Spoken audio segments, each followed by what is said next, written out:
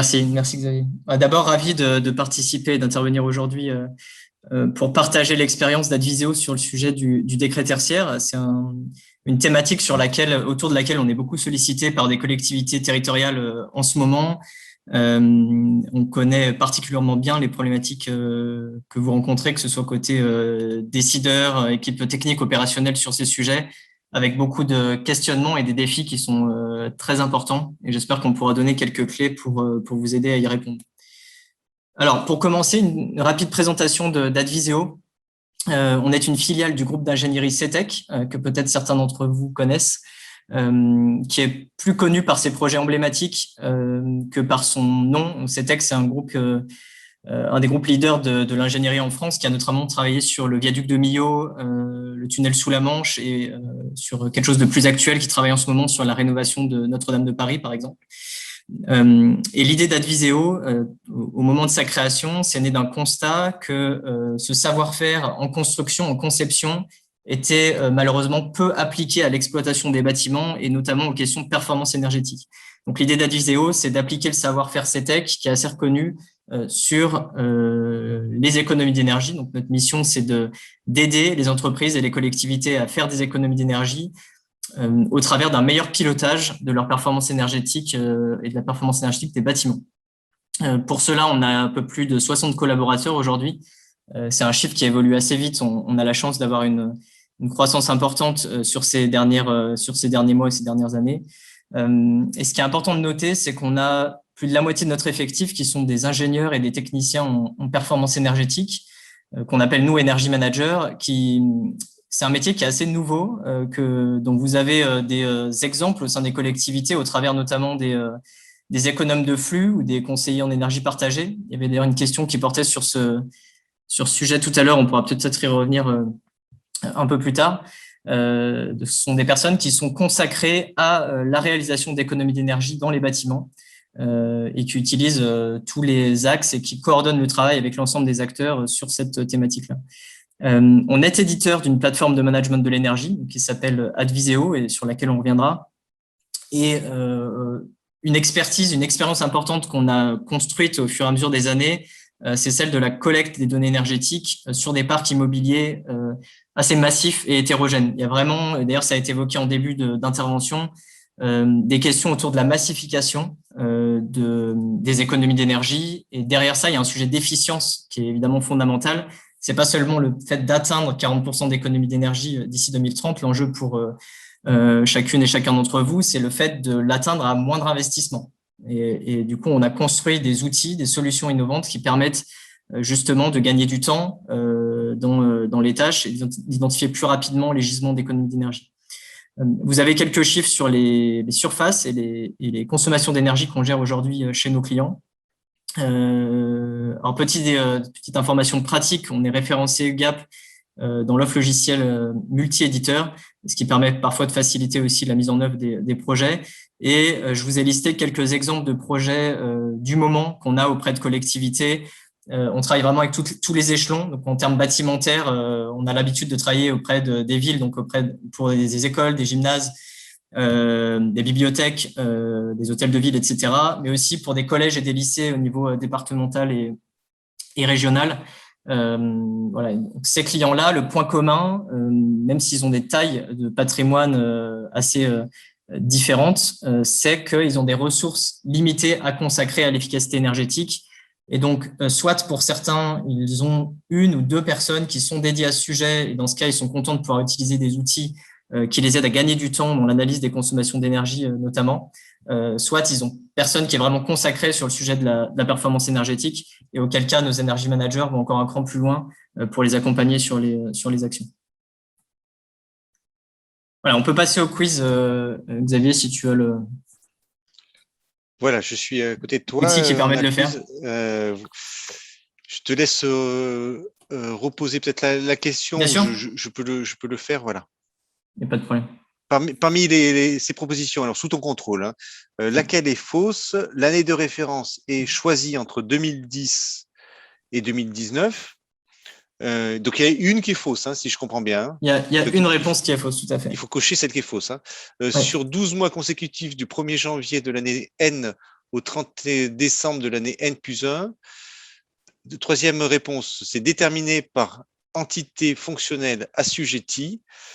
Quatrième réponse, ajusté en fonction des variations climatiques. C'est pas facile ça, tout ça. Il y a quelques questions qui ont porté sur ce sujet et du coup, ça permettra d'apporter quelques éclaircissements. Ouais. On vous laisse voter alors à cette question. Alors voilà, vous avez les différentes propositions. C'est bien la réponse qui est fausse, hein, qu'il faut choisir. Donc ça veut dire que les 3 autres sont vrais. Hein. Par effectivement opposition, oui. Allez, et je m'aperçois que on a mis le 30 décembre, c'est le 31 décembre évidemment qu'il faut entendre. Ok, là il n'y a pas de piège. Donc on vous laisse 5 secondes encore. 4, 3, on a une centaine encore. 2, 1, 0. Voilà, ça vote encore un petit peu. Allez, je mets fin au vote et je vous partage les résultats. Voilà. Tu as les. Ok. L'audience est est plutôt bien informée sur ces sujets. Visiblement, effectivement, la bonne réponse, c'est la mauvaise réponse, en l'occurrence celle qui était fausse, c'est la réponse B. Et alors, on voulait y revenir, ça nous tient à cœur ce sujet de l'année de référence chez Adviseo pour plusieurs raisons. La première, c'est qu'avant la mise en œuvre du décret tertiaire, on était déjà un des acteurs qui était très attaché à regarder les référentiels pour calculer les économies d'énergie. On a nos ingénieurs qui sont certifiés IPMVP, qui est un référentiel international assez maintenant normé et qui en France notamment commence à avoir pas mal de visibilité. Et le décret tertiaire suit un petit peu cette méthodologie IPMVP dans le suivi des objectifs. Donc, dans l'année de référence, qu'on a dit, il y a d'ailleurs une remarque sur le fait que le choix était finalement assez simple, puisqu'il suffisait de choisir l'année la plus énergivore, ce qui est effectivement vrai.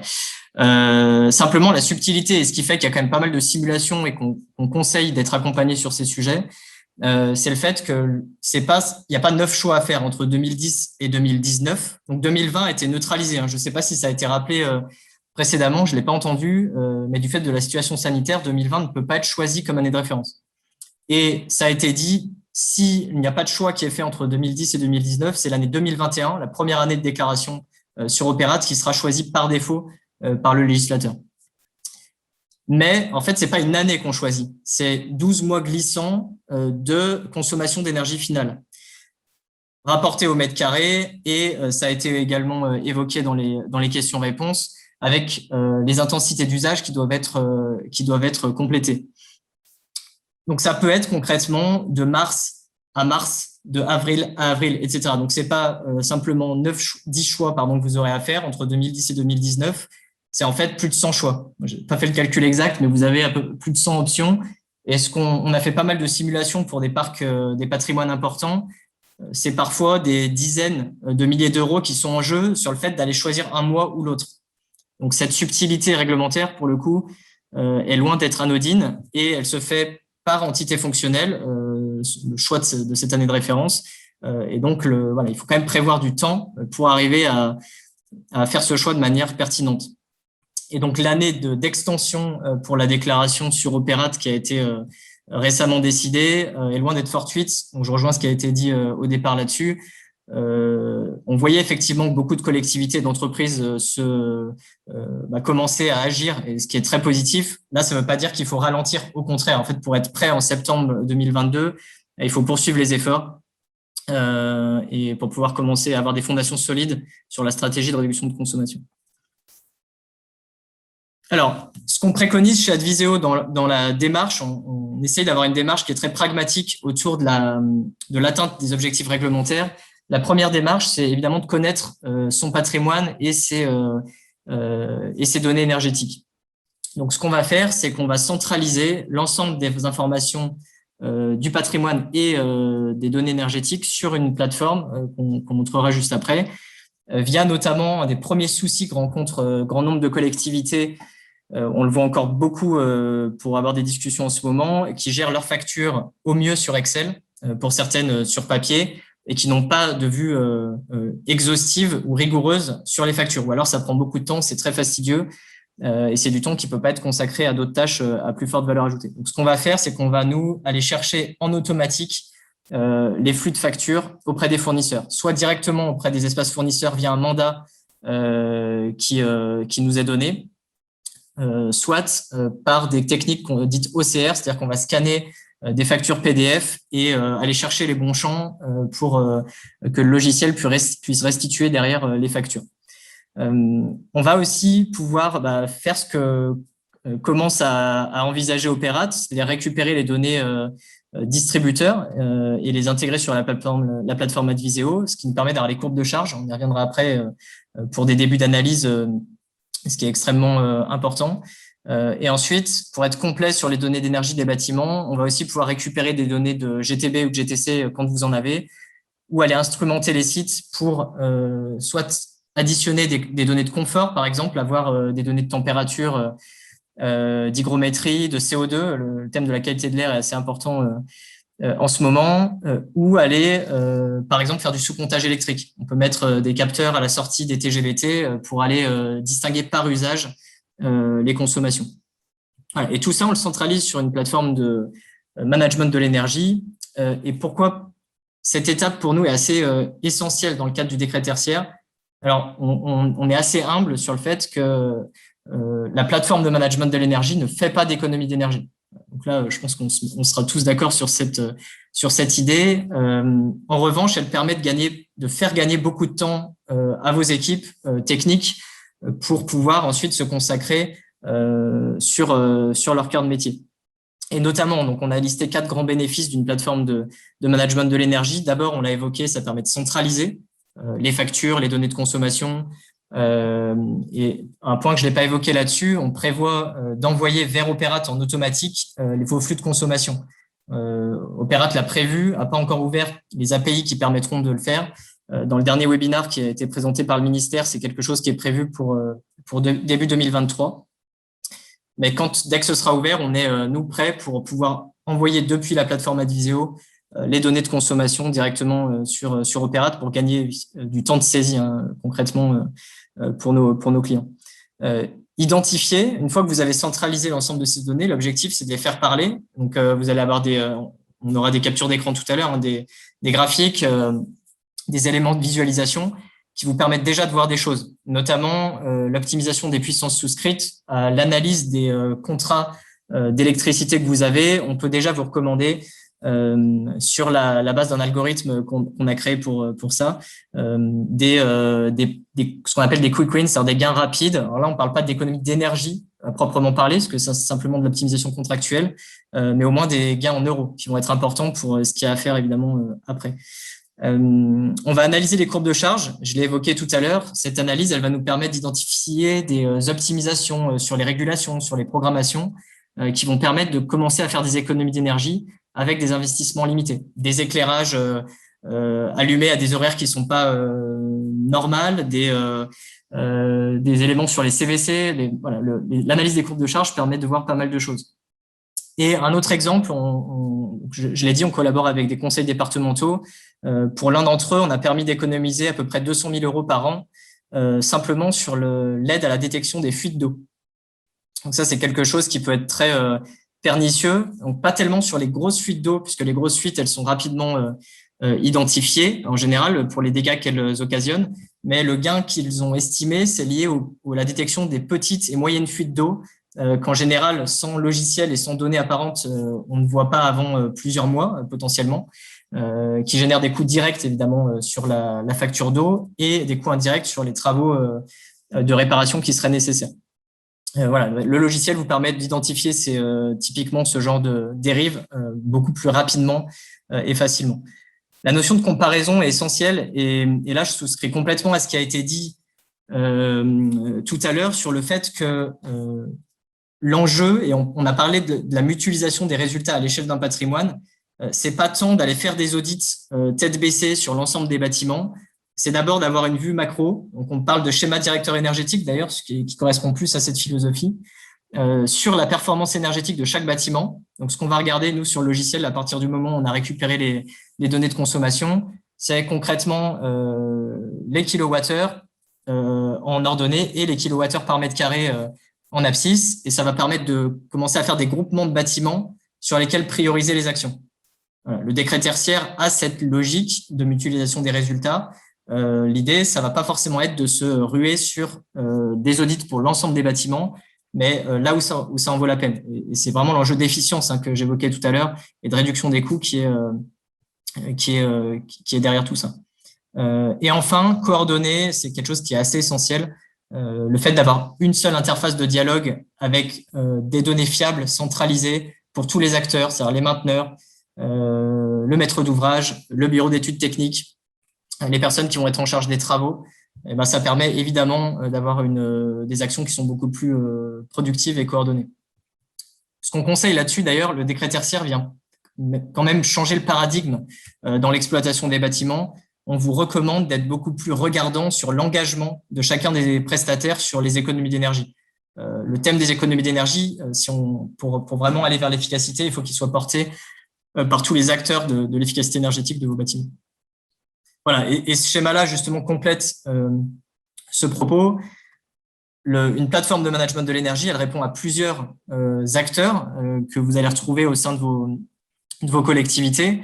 Alors sur des termes qui peuvent évidemment changer. Par exemple, quand on parle de responsable performance, dans certaines collectivités territoriales, ça va plutôt être des personnes qui sont responsables de transition énergétique, qui vont être en charge vis-à-vis des administrés et des élus de répondre du suivi des objectifs et de la baisse des consommations au niveau global sur le patrimoine. L'energy manager, on entend, et c'est heureux, beaucoup parler d'économes de flux et de conseils en énergie partagée, des choses qui peuvent être en partie financées par l'ADEME. Les besoins en termes de plateforme ne sont pas les mêmes. Il va y avoir besoin d'analyser les courbes de charge, de peut-être construire des tuiles pour voir le confort et l'énergie, pour voir comment optimiser les régulations, etc. Sur cette notion de confort, pour parler d'un exemple simple, la température, on dit qu'1 degré de température, c'est à peu près de moins, c'est à peu près 7 points d'économie d'énergie économisés. Donc, il y a évidemment dans le décret tertiaire, pour atteindre les objectifs ambitieux qui sont fixés, et d'ailleurs c'est listé dans les leviers d'action, pas seulement une logique de travaux, pas seulement une logique, même si elle va être nécessaire pour aller jusqu'à ces chiffres-là, il y a aussi une logique d'optimisation sur les régulations, sur les programmations. Et chez Adviseo, on a une expérience assez forte de ces sujets-là. J'aime pas trop donner des chiffres parce que c'est toujours, il y a beaucoup de règles de calcul derrière qu'il faudrait détailler, mais on a tendance à dire qu'on arrive à faire 10 à 15% d'économie d'énergie sans investissement lourd. Et on a fait la preuve de ça sur pas mal de clients, que ce soit entreprises et collectivités, sur les fameuses briques exploitation socle des équipements qu'évoque d'ailleurs le décret tertiaire et management de l'énergie. Voilà, vous avez quelques captures d'écran pour illustrer ce qu'on vient de se dire sur l'intérêt d'une plateforme. Là, on est sur un tableau de bord qui concerne la partie budgétaire. Donc, à partir du moment où vous avez centralisé vos factures d'énergie sur le logiciel Adviseo, en l'occurrence, là, c'est une capture d'écran de la plateforme qu'on édite. Vous allez pouvoir donc optimiser les puissances souscrites, voir s'il n'y a pas des factures qui ne sont pas parvenues. Et ça permet aussi de parfois soulever des choses côté comptabilité. Et aussi comparer les données facturantes et les données facturées. Et parfois, on a des petites surprises là-dessus qui peuvent être expliquées ou non. Et le logiciel va alerter sur les factures sur lesquelles se concentrer. Et ensuite, vous allez avoir des notions d'atterrissage budgétaire, c'est-à-dire où est-ce que vous vous situez par rapport à ce que vous aviez prévu sur le plan de vos coûts énergétiques, répartis par dépenses, etc. C'est les premiers éléments, je veux dire très simples, que vont vous donner la collecte des données de factures fournisseurs côté énergie. Vous avez le pendant de ce tableau de bord-là sur la partie performance énergétique. Donc là, on ne parle plus d'euros, on parle de kilowattheures. Et on va regarder, donc là, c'est très proche de ce qu'exige le décret tertiaire. On le faisait déjà chez Adviseo avant le décret tertiaire. Maintenant, on l'adapte, notamment pour la courbe de référence que vous voyez sur l'écran ici. Cette courbe de référence pour le décret tertiaire, ce sera la consommation de référence qui sera choisie pour chaque entité fonctionnelle. Donc, vous savez où vous vous situez sur le plan de la performance énergétique. Ça vous permet de rectifier les écarts, je vais dire en temps réel, en tout cas dynamiquement au fur et à mesure de l'année. Et vous allez pouvoir comparer des périodes entre elles, etc., pour construire vos rapports et prendre en charge en tout cas appuyer les plans d'investissement autour des actions d'économie d'énergie. Ici, vous avez des éléments qui vont être très appréciés plutôt par les équipes qui s'y connaissent en énergie, donc les économes de flux, les énergie managers. Vous pouvez avoir des semaines types, par exemple, où vous allez avoir les courbes qui vont s'afficher. C'est ce qui permet de voir très rapidement des dérives. Notamment, je parlais des éclairages tout à l'heure. Par exemple, un éclairage qui serait allumé la nuit alors que c'est pas nécessaire, c'est des choses qu'on voit très vite sur ce type de courbe. Et ça, on peut le pousser à pas mal de types d'usages. Voilà. Et les top flops, très important quand il s'agit d'aller faire des économies, non pas sur un bâtiment donné, mais sur un parc multisite.